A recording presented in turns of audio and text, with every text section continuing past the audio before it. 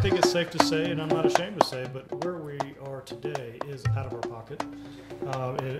We're self-financed. But in order to really get this thing off the ground and moving in the forward direction that we all want it to, I think it's going to take some financial momentum. I was actually in Las Vegas on a different show, and I got the email, and it was like, I need an answer back in 2 hours, and I'm on Pacific time, and so I threw this blast email out to Kurt and Lavin. And it was an hour and 20 minutes later, we knew who owned the property. Right. We went and got some tax information for it. Right. And we were able to provide them with the information they needed to go back to their lead. It's that and personal touch. I like the idea of a community source book or a community guide that really identifies us as a community, that says we are, as an infrastructure, as a community infrastructure, we have those pillars in place. We have the actors, we have the production, craft services, other resources in line, that we're showing an organic presence with our own resource that we will continue to submit to Real Scout and the Film Commission, our own assets that we'll continue to take pictures of. But I like having an exclusive community guidebook. And also, just again from experience, sometimes you're on a shoot and a location falls through, and so you have all the actors there, and you do need something really fast, or even you raise your money and you are going to lose an actor. This is actually what happened to us on our last film. We had to decide between like giving ourselves actually what would have been a reasonable amount of pre-production time versus losing our lead actress and recasting. So we decided to go with it, even though we had like just over a week of pre-production. So it is so helpful to have a resource where you know these people are going to call me back and they're going to help me nail down these locations, maybe 2 days before we shoot there, maybe a day before, maybe 5 hours before we shoot there.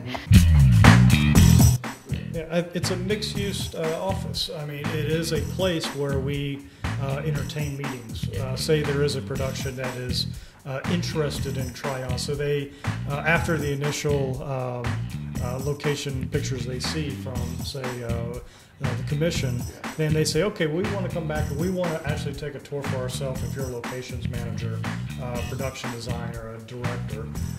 We want this to be the hub of where you meet up at. Well, what's really cool is that you have the ability to do that now with the different technology. You can take great pictures, you can give a 360 tour of different locations.